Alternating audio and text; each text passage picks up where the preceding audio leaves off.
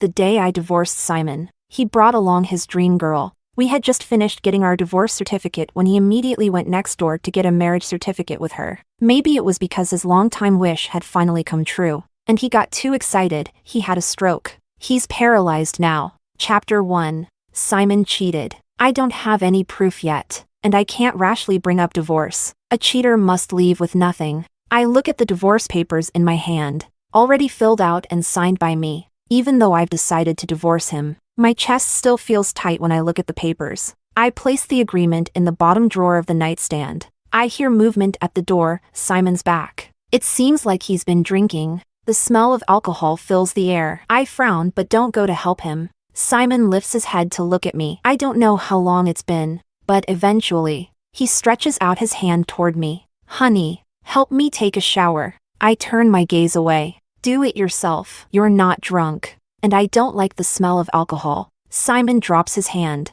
lowers his head, and walks past me straight into the bedroom. Soon after, I hear the sound of running water from the bathroom. Leaning against the door frame, my eyes involuntarily shift to the photo on the table. It was taken when we were in college. I pursued him, chased him for 2 whole years. We didn't get together until our senior year. Back then, all of Simon's friends were telling me to give up because he had an ex-girlfriend named Laura. In my mind, Laura was a girl who danced really well and was also very beautiful. She got into this school with extra points for her artistic talent, and during military training, she quickly became popular with a fan dance performance. For a while, her photos and name were all over the confession wall, but out of all the people who liked her, Laura ended up with Simon. Simon was also exceptional, whether it was his physique or his looks. He was among the top at school. I wasn't surprised that Laura and Simon got together. Everyone said they were a perfect match, made for each other. But less than 6 months into their relationship,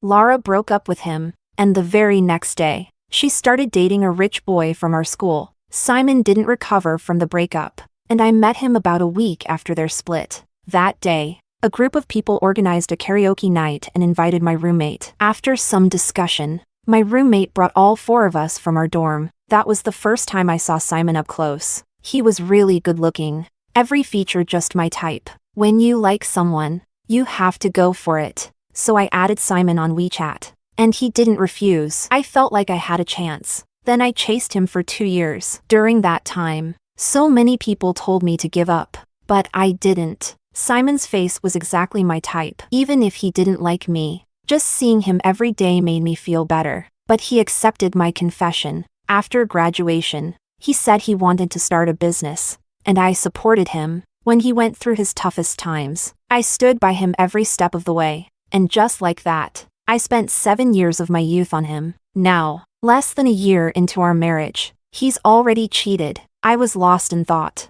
staring at the photo, not noticing that Simon was standing behind me. It wasn't until he spoke that I snapped out of it. Alice, what's wrong? Why did you go drinking again? I turned around, pretending nothing was wrong, and leaned closer to him. The smell of alcohol had faded significantly, replaced mostly by the scent of body wash. Simon reached out and gently rubbed my head. There's been a lot of socializing these past few days. I had to drink. No choice. I nodded, not pressing further, and got up to go to the bathroom. I glanced at the laundry basket, picked up his clothes, and looked them over. The white shirt Simon had worn today had a faint lipstick stain on the back of the collar. Simon has always been meticulous. He wouldn't allow such an obvious slip-up, so it could only be his mistress, deliberately leaving a mark while Simon wasn't paying attention. Chapter 2. I tossed the shirt back into the laundry basket. A constant, prickling pain gnawed at my chest. Now that Simon's career is flourishing, there were times when people tried to set him up with girls, but he always turned them down. I thought he was different from the others. When I finished my shower and came out, Simon was already asleep, lying there quietly. The moonlight outside mixed with the warm glow of the streetlights, casting a soft light on Simon's face, adding a gentle touch to it. My hand lightly touched Simon's face. This face, it really is handsome. I prepared Simon's clothes for tomorrow and, after hesitating for a moment, slipped a tiny tracker into one of the pockets. The next morning when I woke up, Simon was already gone. I hugged myself, burying my head in my knees. When did Simon start acting strange? It seemed to have started the day before Laura reappeared in the public eye. I got dressed, tidied up the house, and made some food. Watching the clock, I grabbed my bag and left the house right at 11:30. My phone showed that Simon was at the office. I carried the packed meal and headed straight for his company. Everyone at the company knew me. I wasn't just Simon's wife, but also one of the founding members. Many decisions at the board level had to go through me for approval. I walked straight into Simon's office. He wasn't there, so I sat down on the couch to wait for him. But instead of Simon alone, I saw him walking in with Laura by his side, and Simon even thoughtfully held the door open for her. When he saw me sitting in his office, Simon visibly stiffened. Laura, on the other hand, remained composed, smiling as she extended her hand to greet me, looking graceful and confident. You must be Simon's wife. You're so beautiful. Simon is lucky to have married such a stunning woman. I smiled and shook her hand. Not at all, Laura. You flatter me. Laura feigned surprise. Oh, you already know who I am? My husband's ex-girlfriend Laura was quite the sensation back in our school days. Who wouldn't know her? I made sure to emphasize the words ex-girlfriend. Lara's expression cracked slightly, and Simon averted his gaze. He noticed the lunchbox on the table and cleared his throat. Alice, why did you suddenly bring me lunch? Didn't you drink yesterday? You also left early this morning, so I made some soup that's good for the stomach and packed you a meal. You need to take better care of your health. I smiled as I opened the lunchbox, letting the aroma waft out. I was confident in my cooking skills. I set out the meal on the table, 2 dishes and a soup. You eat first. I'm heading home now. As I turned to leave, Simon called out to me, Alice, aren't you staying to eat with me? No, I've made plans to go shopping with a friend. As I reached the door, I suddenly stopped and looked back at Laura. By the way, Laura, what position do you hold here?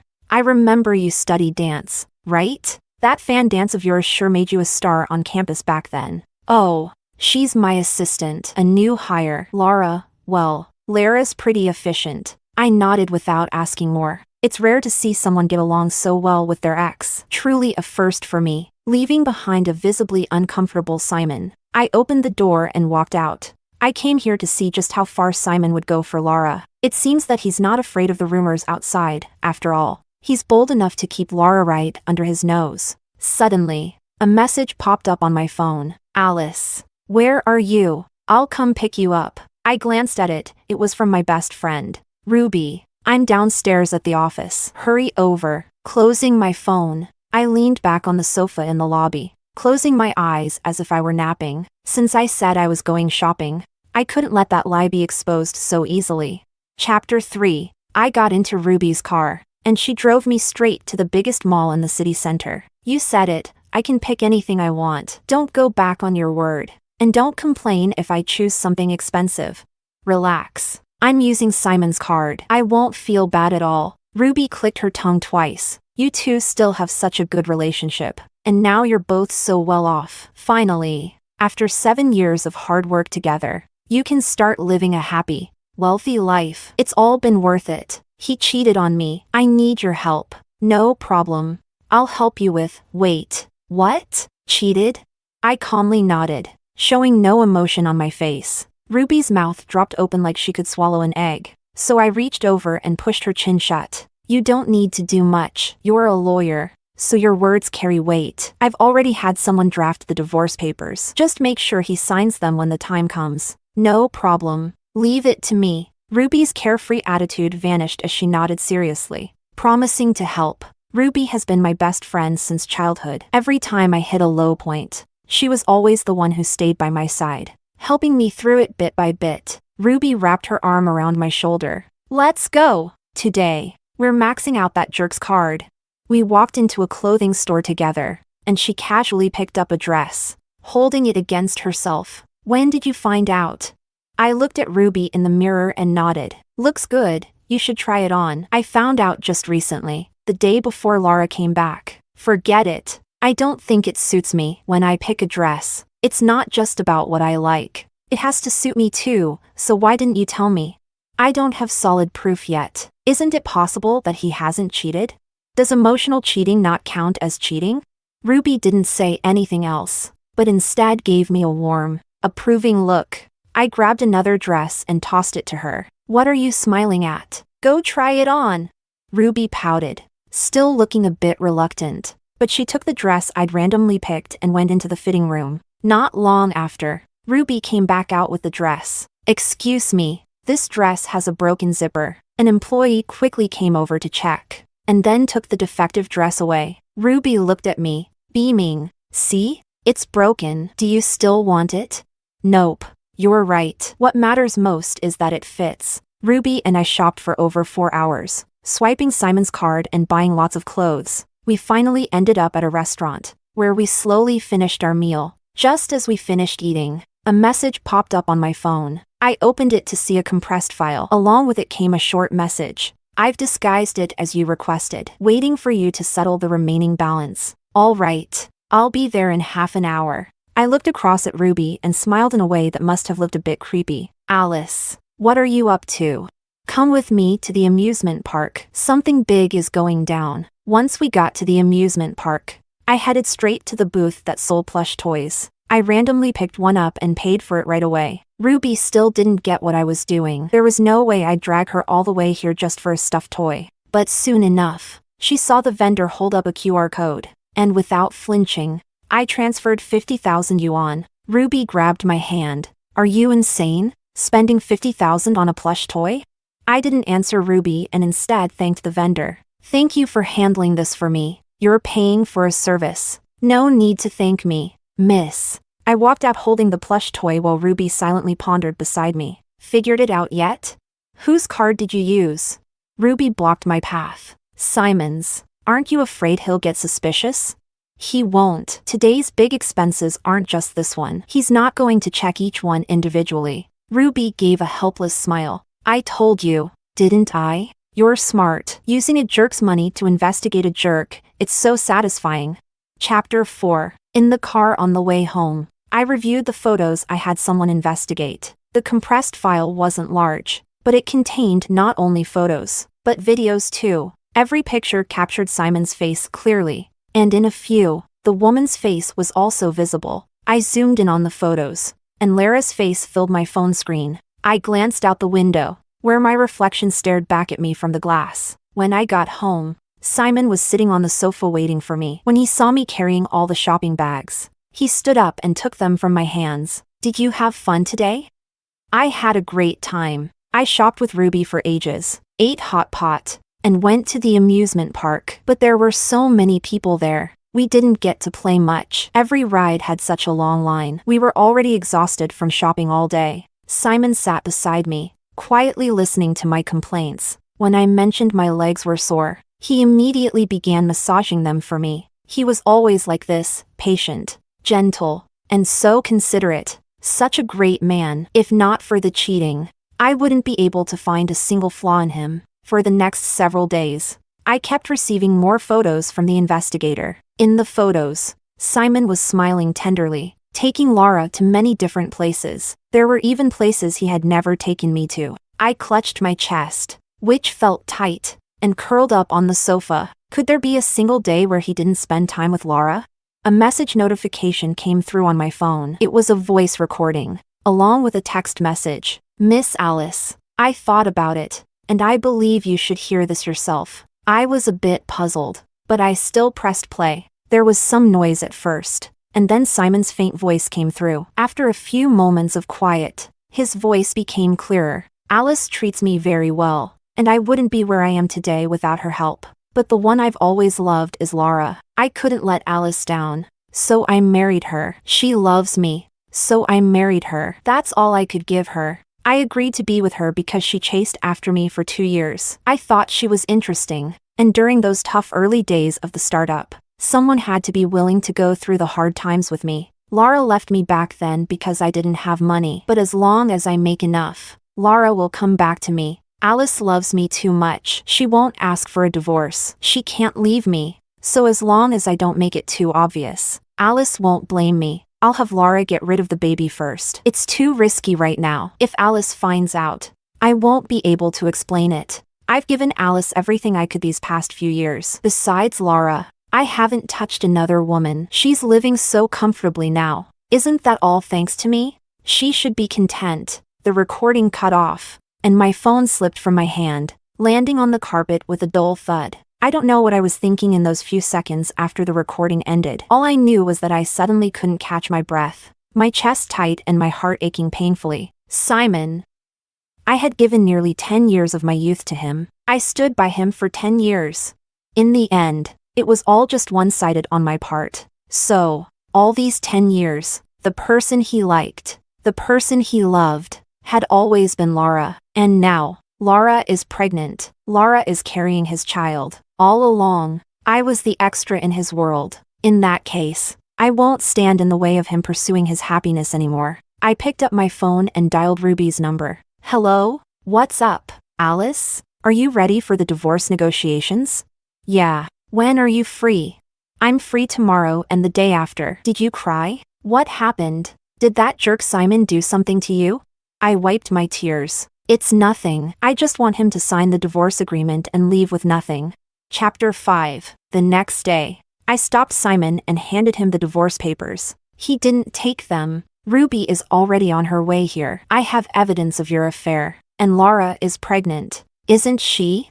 You've never really loved me, so I won't force it. And you don't need to threaten Laura to abort the child. It's your own kid after all. You wouldn't be that heartless. Let's divorce. It'll be better for you, me, and her. You wouldn't want me to take this to court, would you?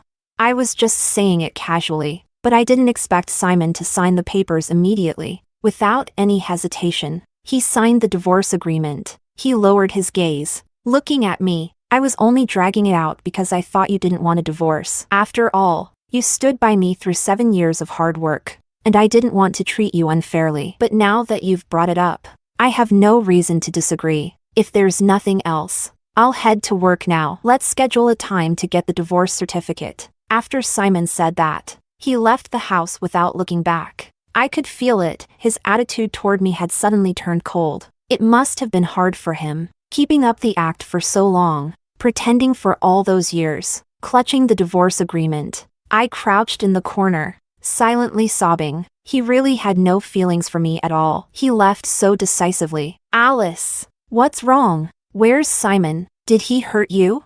I shook my head and threw myself into Ruby's arms, finally letting myself cry out loud. After what felt like ages, I finally cried myself out and slowly stopped. Why? Why does he say he didn't want to treat me unfairly, while doing exactly that?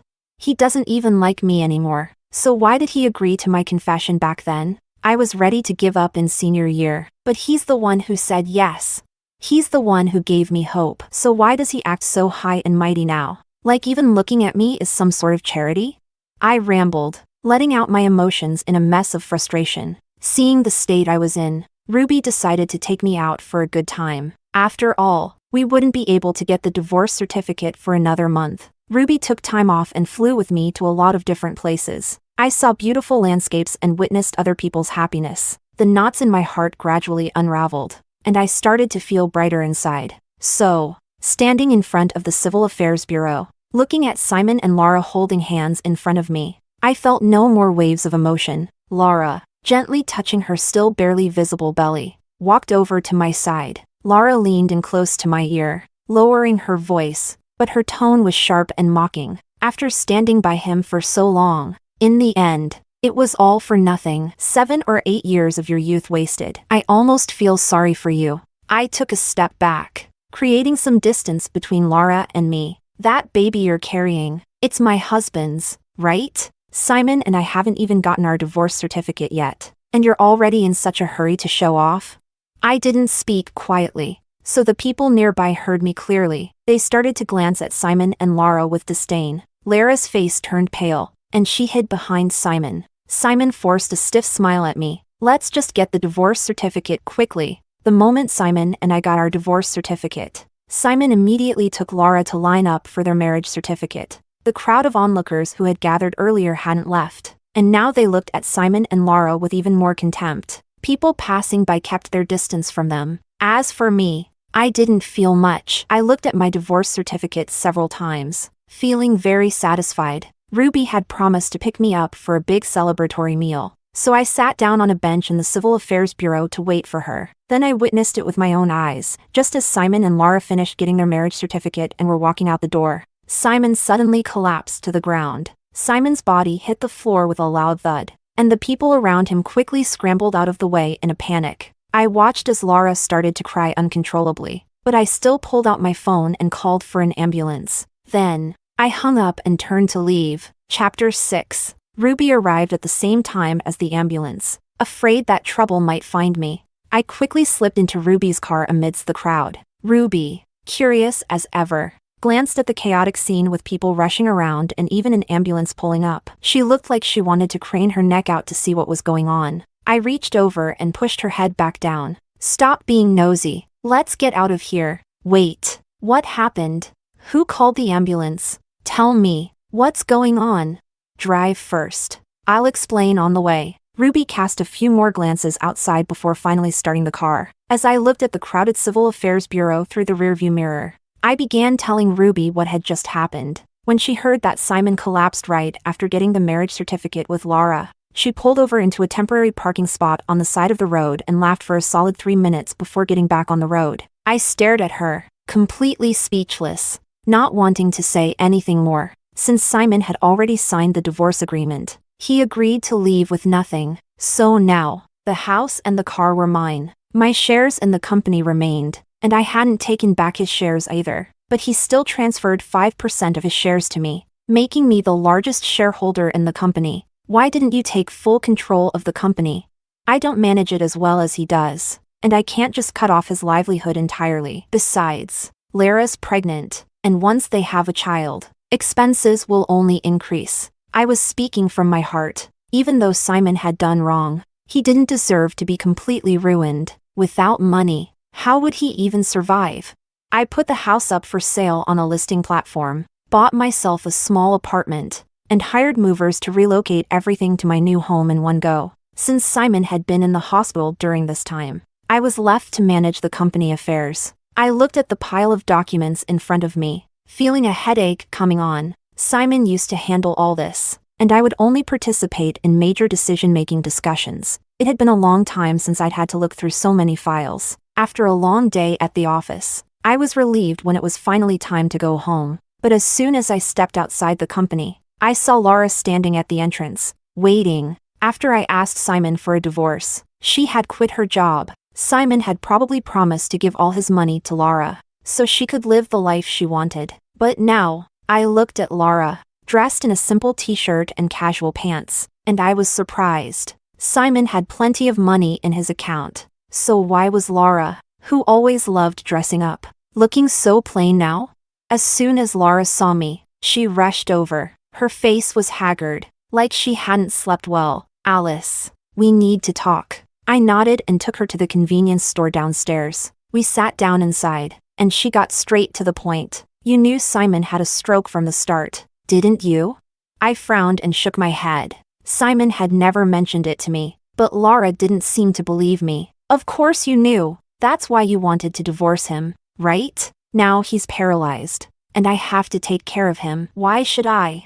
He promised me he'd take care of me. He said no matter how much I spent, he'd always support me. And now look at the situation. As soon as they found out about the stroke, he became paralyzed. Not only do I have to take care of him, but I'm also pregnant, and all the money's gone. You need to give me an explanation. You must cover all of Simon's medical expenses. Don't even think about dodging this. If you don't pay, I'll show up at your company every day to cause trouble. I'll make sure you can't get any work done or sign any contracts.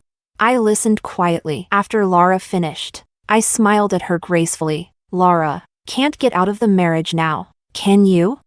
Chapter 7. Laura froze, her gaze quickly turning venomous as she glared at me. Anyone who knows Simon knows that you're the dream girl he could never get. Now that he's finally married to you, he's not going to let go so easily. Perhaps you don't really understand Simon, but I've lived with him for over 7 years, so I know his temperament. The so-called letting go for love, allowing the one he loves to be happy, that can happen once, but it won't happen a second time, especially not with the Simon we have now. He's seen enough of the backstabbing in the business world and believes that only when things are firmly in his control can he feel at ease. That includes you, Laura. I smiled faintly, picked up my bag, and prepared to leave. But Laura rushed forward and blocked my way. Her voice was desperate. Please, I'm begging you. I have no money. He's still in the hospital, and I really don't have any money left. I took a step back. I thought you'd already run off with the money. Laura froze at my words, and tears quickly welled up in her eyes. You think I didn't want to? If it weren't for Simon's assistant having people watch me,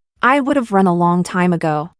At her words, I glanced around the convenience store, but I didn't see Simon's assistant. I took a few steps toward the window and saw someone standing outside in a black shirt. I was still familiar with the people around Simon, and I immediately recognized him as the assistant Simon had recently fired. I had thought it was odd at the time, since the assistant was excellent in every way and incredibly loyal to Simon. Why had Simon suddenly decided to fire him? Now, it seemed that Simon had foreseen this exact scenario. So, did he already know he was sick? I sat back down, lost in thought. Recalling past events, Simon was always very busy, sometimes working through the night without a break. Everyone around him would say he was working himself to death. I thought the same, but I couldn't convince him to slow down. So in the end, I just let him be. I knew he wanted to make money. Without his relentless work, the company wouldn't have grown so quickly. Looking back, there were signs that something was wrong. Simon had mentioned that he occasionally experienced ringing in his ears and headaches. The worst incident happened while he was washing up. He suddenly collapsed to the floor. I heard the noise and rushed to help him into a chair. He held his head for a long time before finally recovering. I poured him a glass of water and asked him if he wanted to go to the hospital to get checked out. But Simon just shook his head. My leg just went numb, and I got a bit dizzy. I probably just didn't rest enough. He was always stubborn like that, so I thought I'd arrange a full medical checkup for him soon. But before I could find the time to book the appointment,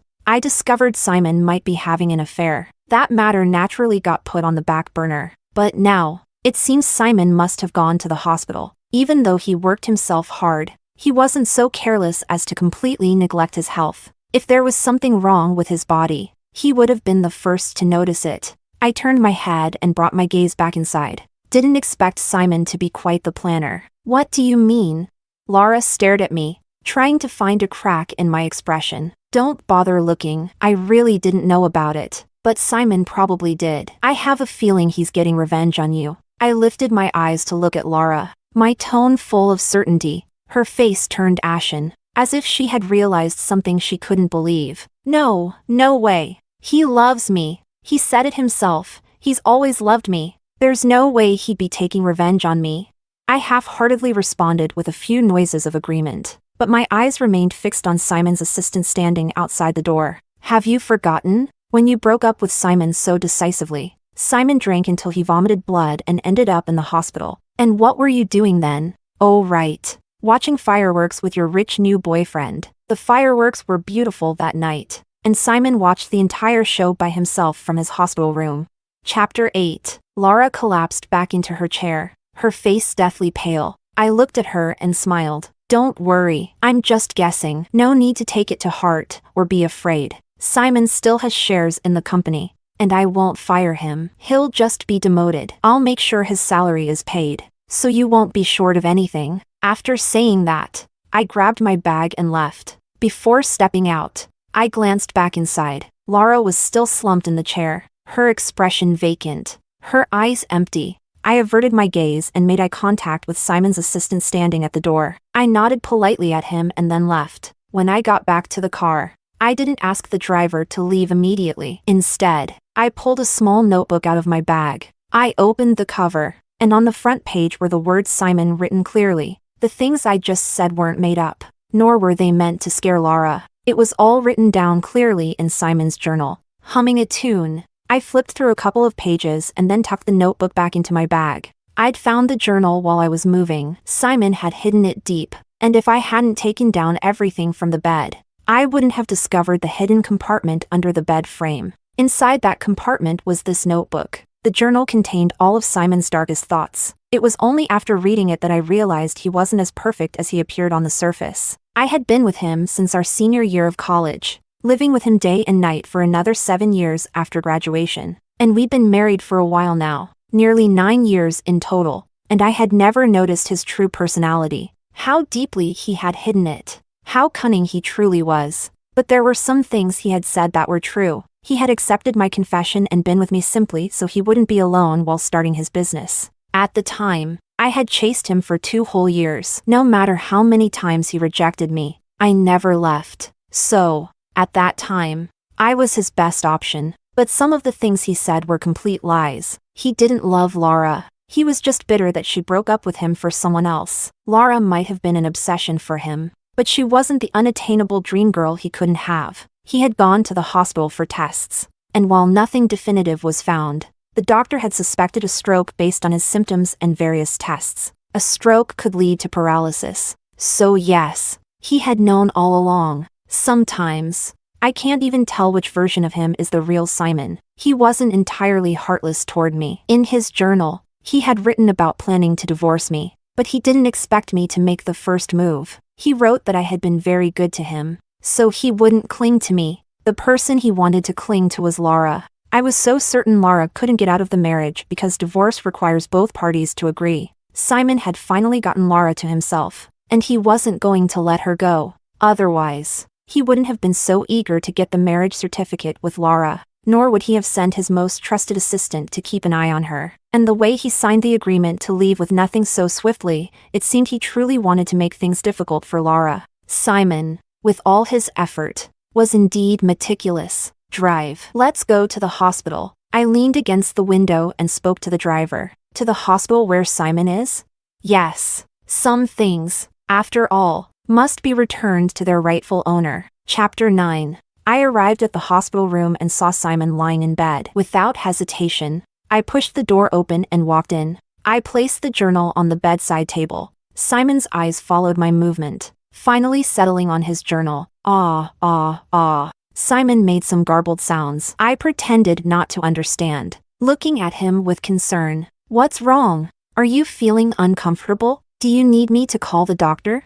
Simon, unable to speak clearly, could only make incoherent noises. I glanced at the door, got up to close it, and then sat back down in the chair. Simon, you really are a selfish, self-centered person, ruining the lives of 2 women like this. I'm leaving your journal here. Whatever Laura sees when she finds it, and whatever consequences that brings, is none of my concern. These are the seeds you've sown, and now you'll have to reap them. In your mind, maybe you think you've been good to me, but don't forget, if it weren't for your selfishness in agreeing to my confession back in our senior year, I wouldn't have wasted so much time on you. And, let's not forget, you were unfaithful in our marriage. The only right thing you've ever done for me was signing the divorce papers. But the fact that you divorced me just to drag another woman down with you makes you all the more disgusting to me. My phone buzzed, and I glanced at it. It was a message from the driver downstairs. Boss, Lara's back. I pocketed my phone and stood up,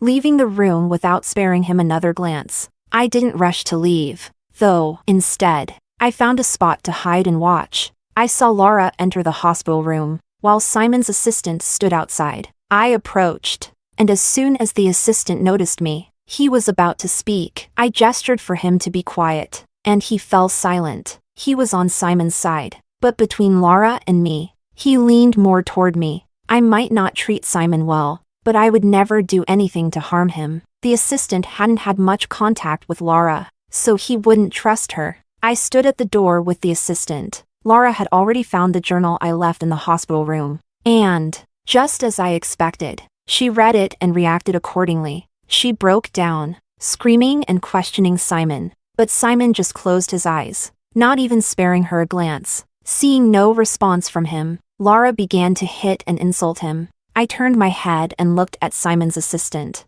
Aren't you going to step in? Am I even going to get paid now?